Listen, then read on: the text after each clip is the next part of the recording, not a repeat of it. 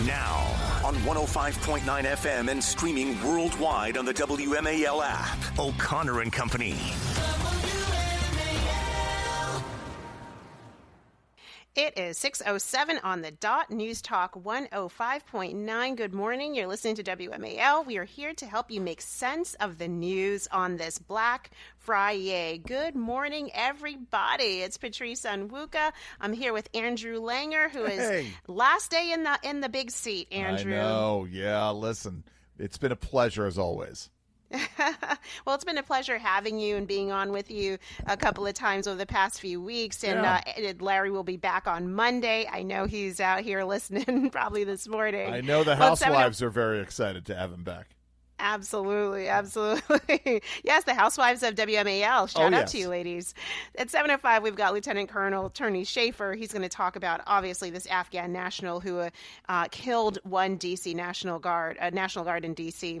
7:35, our good friend Steve Moore, founder of Committee to Unleash Prosperity and a big economic policy guy. He'll be weighing in on Black Friday. 8:05, K.T. McFarland, former Deputy National Security Advisor to President Trump. She'll be joining us, and at 8:35, Chuck Deese, D.C. political analyst, will be talking again about what happened in D.C. and also news around the city. So, Andrew, it is Black Friday, and it is the day we kick off officially the holiday shopping season. Yes. That said, I don't know about you, but I have been getting Black Friday deals since November 1st, right after Halloween. You know, it's so funny because I think we bought our first legitimate Christmas present yesterday. Saw something. Oh, really? Black Friday sale. Got a recommendation. Julie will love this. Was watching a Cook's Country gear review guide. I said, "Oh my God, I see something from my father-in-law." So I'm very excited for that. So yeah, we did that. Well, you know what? I've already preloaded some shopping carts for some of my favorite stores with things. I'm hoping that we'll see some good deals over the next few weeks. My colleagues over at Independent Women, one of them, she has a great blog post up. Black Friday spending broke records in 2024. Wow. And we are expected in 2025 to see even steadier growth. She writes here, U.S. retailers reached a record $10 billion from previous last year, and overall holiday spending last year was $241 billion just from November 1st to December 31st. But potentially, I mean, I don't know if we're going to see this, but we could potentially see some $1 trillion spending, holiday spending. That would be pretty remarkable. All of it ribbons that Patrice is buying for her Christmas decorations because she's doing all those innovative things. It is taking up maybe a percentage of that. Andrew, you will appreciate this. This meme is going viral for holiday shopping for wives, which is President Trump and Fed Chair Jerome Powell standing in the building of the renovation for the the Federal Reserve, right? And President Trump is like, well, and the costs are up more than that. There's over $1 trillion more than expected. And Jerome Powell is like, oh, I don't know about that. And Trump pulls out of his jacket pocket. Yeah, nope, these are the new estimates. And Tim Scott is on his right side saying, yep, that's very true. A lot of wives are now using that as a meme for holiday budgets. Oh, my goodness. That's funny. That's awesome. Yes. So we're going to see a lot of Black Friday spending. Obviously, this is a big commercialism, way to kick off after thanking God for all of the blessings. Now we're going to go spend them off. Let me tell you something. Now, listen, we want you all to spend money on the holidays because that's good for the economy. But I will let me give you a handy tip. Make the list of what you're buying for your family members. Parents, make sure you have the list out there early on because and husbands, I'm going to say this to husbands. Yes. Plan accordingly because what you don't want to do, take it from your good buddy Langer who's been here too many times. You have that moment of panic around December 20th, December 21st, 22nd. Yes. Did I get my wife enough? Did I get my wife enough? And that just drives you, all right, I got to go spend a boatload. Plan in advance now, right? The banner date, it is Friday. It is the 28th of November, 2025. You've got basically 27 days to get this done. Start buying now, and that way you're not going to have panic spending at the last minute. Don't panic. And by the way, experiences, things you can do with your wife Those are always good things to do. That's always now wives buying for your husbands. Yeah, he wants to do stuff on his own, but he doesn't want to. He doesn't want you to do a spa day. Oh, he doesn't want experiences with me. No, really. No. So dinners out, those are not gifts. Okay, well. Oh, no. I'm going to start thinking about my husband's time out gifts. with friends. No, I'm just joking. Obviously, I'm just joking. It's one of those things. It's funny because I listen, I'll let it out there. With me, listen, I buy stuff. Like, I like buying my wife concert tickets, or tickets to a musical, in the Larry O'Connor mode of doing things. And I don't know what concerts are out there. I gotta start looking to see what it is that I can. Good, yeah. Well, and I know, like if you two were touring next year, it would be an easy thing to do. But I don't think they're touring next year. A couple of years ago we had the Bono Innocence or Experience one-man show. It was easy. Yeah. But anyway, you buy early, husbands. That way you don't have the panic spending in the 3 days before Christmas. Take it from someone who's been there too many times. Well, and you have to buy for your spouses. You have the kids. You have your in-laws. There's that growing list. So I always tell people, make your list of people you actually need to buy a present for, and then there's maybe a secondary list of those you want to buy a present for. But if you don't get to it, or if you don't have the money for it, that's fine. And then you start from there, and you can be thoughtful about. I love experiences, especially giving couples like your in-laws. Give them dinners out. 100%. That's absolutely true. And there's some really great gift cards that have multiple restaurants. That are. A lot of them are chains, but that's fine. Sometimes a couple just wants a quick date night they want to take the kids to. They've got a gift card here. That's a great idea. So apparently we're going to see 64% of Americans are going to be shopping today, this Black Friday. You're going to see it very commonly among Gen Zers. People are taking out, at least a third of people will be going into debt, according to Literally this thought you lending said tree. People are going to be taking out a second mortgage in order to I hope not. Please don't go that far into debt. I mean, Yes. if you're going to go into debt, hopefully you can pay it off before January 1st hits. And then I think we're going to see a lot of online spending, not surprisingly. But I used to wake up early, Andrew, looking forward to watching the local news channel that would be camped out at the mall, where you would see the long lines of people waiting for that flat screen TV that was going to be marked down at Walmart to like $200 from $800, and there would only be about 5 of them, but everybody's lined up to go in there for that. Listen, what happened to those days? Well, no, because they extend it out right now. That starts so early, and I think there's a certain liability factor where they don't want folks to have a riot when you go in. I think online shopping has changed that. Yeah. I will say we did do this. It's so funny. A few years back, did do the pre-Thanksgiving trip to Walmart at like 9 p.m. Oh, yeah, Thanksgiving, okay. My brother wanted to buy a TV, and then I wound up ordering one online. We finally traded in and it's a great TV, the Best Buy house brand Insignia TV that lasted us for like 15 years. We finally traded that in, but it's all of a piece. Well, I mean, gone are those days, but that said, I think there are going to be a lot of deals to be had, and folks should not be shy. Make your list, be like Santa Claus, check it twice, and then please don't go too far into debt spending this holiday season. It is 6:15, WMAL traffic and weather every 10 minutes.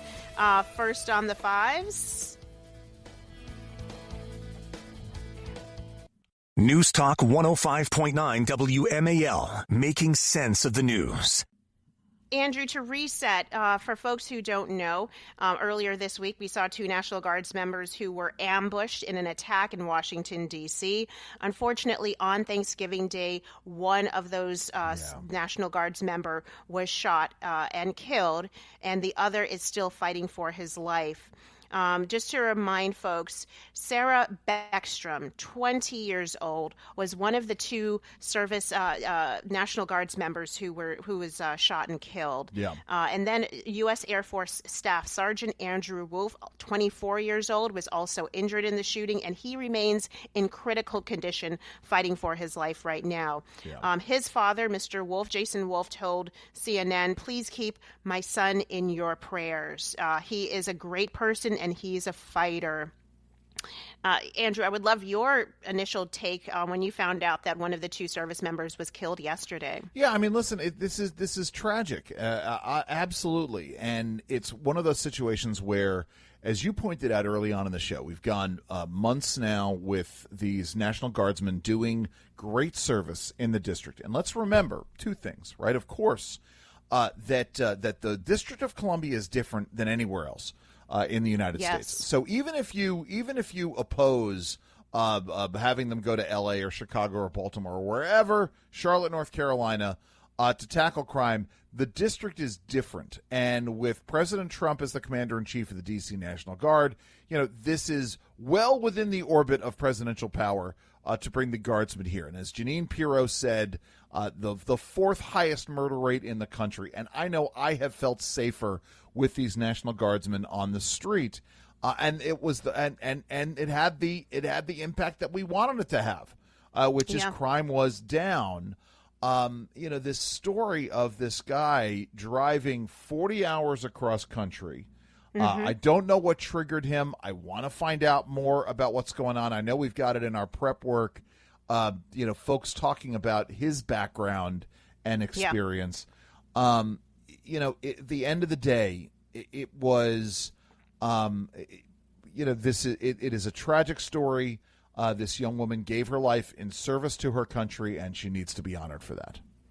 Absolutely. We definitely want to pray for her and her family in this moment. Her dad posted a message, "My baby girl has passed to glory. This has been a horrible tragedy. Pray hard for the Beckstrom family on this Thanksgiving night." So that was last night.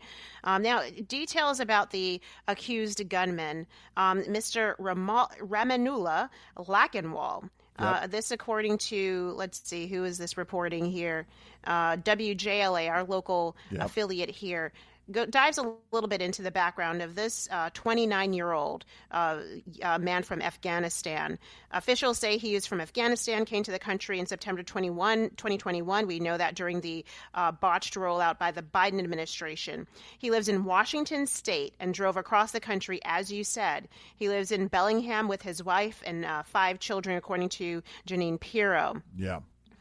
This guy here, he used a .357 Smith & Wesson revolver for the shooting.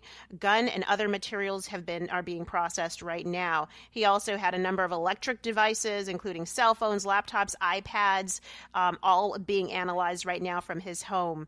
I think this is the question. I mean, this obviously is going to raise a lot of questions. Was he a lone wolf? Was this coordinated with other people, or did he kind of come up with this idea for it by himself? Folks can find online. There's video footage of the ambush that occurred, but he absolutely. This was not obviously it's not a spur of the moment thing where he just woke up one day and saw two troopers marching through the city and said, "I'm just going to pull out a gun and shoot them." It's the question of whether or not he woke up one morning in Bellingham, Washington, and said, "I'm going to drive to D.C. and do this," and what led him to this. I mean, we could go down this road again. There's been so much rhetoric out there flying around about the service that these National Guardsmen and women are doing, whether or not it's legitimate, whether or not it's a sign of fascism. It's okay to punch Nazis. All of those things we have talked about, but we don't know if it's that. We don't know if it's just the sort of the general anti-American rhetoric. We don't know if he was some kind of a sleeper coming in. But it could be a combination of everything. It could be a combination of all of those things that led him to it. At the end of the day, we have to realize that there is a real person who was killed. She was a daughter. She was a family member. She was a friend of people, and her life has been snuffed out way too young. Absolutely. And what you said there, Andrew, just sparked my memory. Sean Dunn, if you remember, he was just acquitted of a misdemeanor assault for throwing a sandwich at a federal agency recently, right in D.C. This guy, he approached some CBP, Customs and Border Protection officers, got upset, threw a sandwich. We've laughed and joked about how his wrist was, he just looked like he looked like a man who is not a very strong strong, masculine man, Sure. but he had the gall to throw a sandwich at law enforcement. Right. And D.C. And it wasn't even a good sandwich. The judicial system of D.C. cleared him, and now you have someone who, frankly, is doing the same thing, assaulting, not with a sandwich, with an actual weapon, and killing 2 National Guardsmen. I think we're going to see conversations, Andrew, going forward about whether the National Guard should be used in this way, and I think we need to push back on that. Listen, let's remember, you and I were talking about this story out of Balmer, the guy on the scooter following around ICE. This is what happens, Yes. Guy on a scooter follows around National Guardsmen yelling out, National Guardsmen here, National Guardsmen are here. Creating them, making them a target for whatever violence will come of it. Okay, folks, we've got more on this, but it is 6:23. News Talk 105.9 WMAL, making sense of the news. Okay, coming up, we've got a lot of flashbacks on exactly whether this could have been prevented. Stay with us. It's O'Connor and Company at 6:30. It is 6:37 on the dot on News Talk 105.9 WMAL. We are here making sense of the news on this Black Friday. Good morning, everybody. It's Patrice Onwuka. I'm here with Andrew Langer. Andrew, happy Black Friday. Happy Black Friday, Patrice. Obviously, we can be celebratory, obviously, but it's tempered by the overarching news of the day. Yeah. Most certainly. Well, at 7:05, we've got Lieutenant Colonel Tony Schaefer coming up. He's going to be talking about what we're spending a lot of this hour talking about, which is this Afghan national who killed a National Guard member. At 7:35, our friend Steve Moore, economist and co-founder of the Committee to Unleash Prosperity. He'll talk a little bit about spending, prices, and the economy. 8:05, KT McFarland, former Deputy National Security Advisor to President Trump and author of Revolution, will be here as well. And at 8:35, Chuck Thies, DC political analyst, here to talk about all things DC. So we left the break just kind of laying out, resetting for folks what happened. Unfortunately, we know that one of the 2 National Guards members who were shot this week, one has passed away. Unfortunately, untimely death for a 20-year-old National Guardswoman or Guardsman. But more on this National Guard shooting suspect. Yeah. We've got some great reporting here at the Federalist by Brianna Lyman, and she kind of goes into the fact that this person, he potentially should not have been here legally. His permission to be in the United States, it looks like, might have expired in September of this year. So we'll find out more about his legal status. I think that's a part of it. But then the larger part, Andrew, is the vetting process, whether the DHS actually vetted individuals who were these Afghani evacuees during the pullout from Afghanistan in 2021. It was a hectic moment. It was absolutely chaotic at that time. And many people, many conservatives raised concerns over whether there was accurate time and effort being pulled into vetting these individuals. And interestingly, here we have a Department of Homeland Security Inspector General report, which was released in 2022, that found that the agency actually, quote, did not properly screen, vet, and inspect all Afghan evacuees who are arriving as part of that operation. Right. And so, we're going to go in the Wayback Machine. But, Andrew, I would just love your initial reaction to that. Well, listen, I think at the end of the day, and I don't know, I've been trying to sort of piece together the issue of whether or not he had overstayed his visa. I think once he got his asylum granted, maybe there was a period of time between April and September. Well, no, he got the asylum granted in April. I don't see how that would have been possible, that he would have expired already. If it took a year to get the asylum, if you applied for it in the fall of 2024, and actually not even a year, if it took 6 months, I would find it hard to believe that it would expire by September of 2025.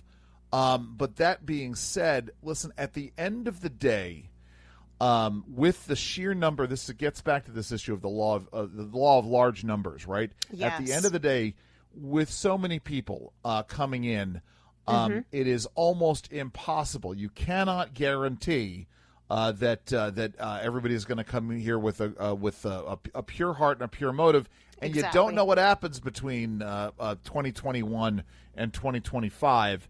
That's true. Obviously, we need to go through and we need to double check and dot our I's and cross our T's and all of those things.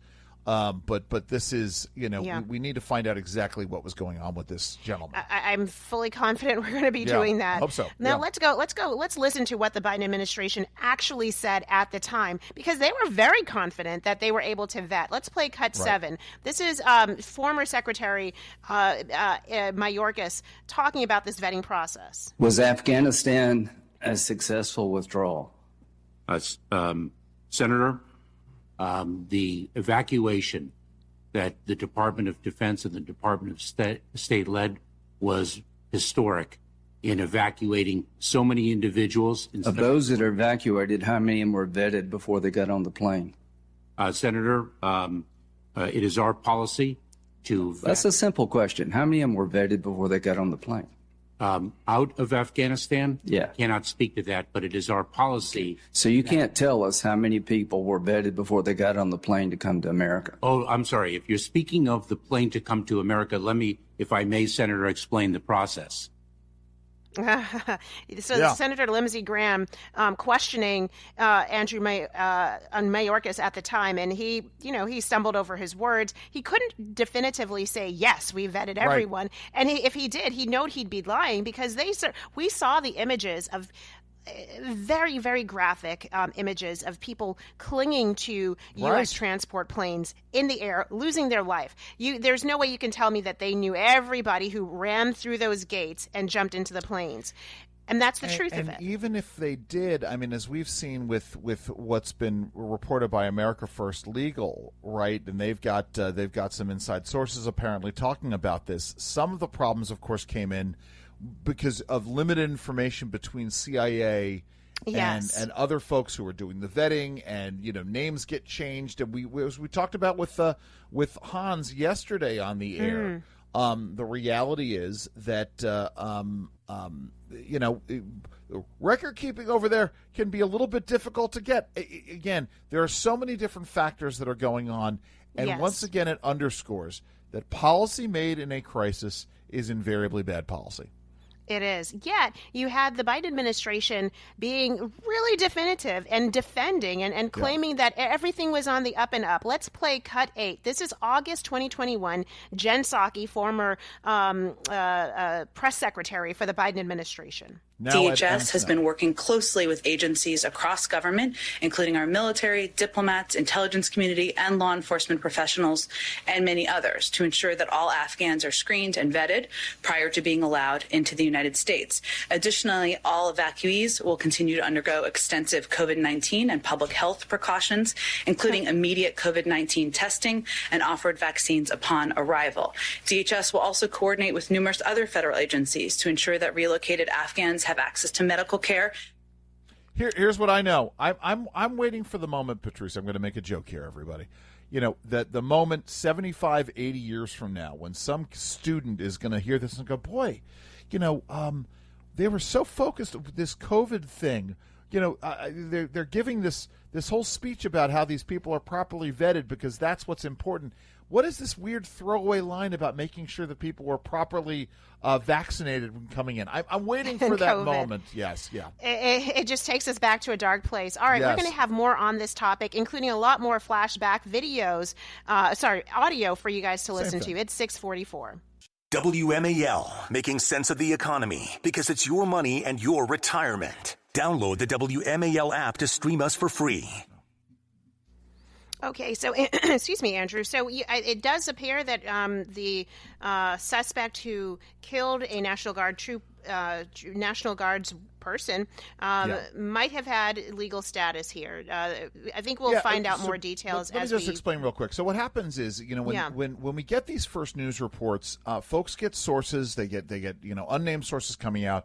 Brianna Lyman, operating under what Bill Malugin from Fox News had gotten from an unnamed source, and things unfold down the road. So now we sort of understand that this person came in 2021 for whatever reason. It took them 3 years to apply for asylum. It took several months for that asylum status to come through, but they had gotten asylum. But again, that doesn't explain what caused this person, what made this person decide, and I don't want to say the name anymore, what made this person decide to get in their car and drive 40 hours across country to go and commit this heinous crime on the streets of D.C.? Well, and there are lots of other questions. Right. Is his family involved? Are others involved? Should we be on the lookout for copycats or people who might want to do the same thing that could have been working with him? I think there are plenty of questions, and we will, as we learn this information, we will roll it out to you, great listeners. Before the break, we were really kind of doing some flashbacks, because at the time, anyone who raised concerns about the vetting process of the over 10,000 Afghan evacuees, whether they had been properly vetted, that was considered racist. That was considered, anti-immigrant. When in fact it's really just a common sense thing. Let's play cut 9. This is President Biden now blaming Trump for saying that for falsehoods around refugee policies. We're conducting thorough security screening and the intermediate stops they're making for anyone who is not a U.S. citizen or a lawful permanent resident of the United States. Anyone arriving in the United States will have undergone a background check. And we must all work together to resettle thousands of Afghans who ultimately qualify for refugee status. The United States will do our part, and we are already working closely with refugee organizations to rebuild a system that was purposely destroyed by my predecessor.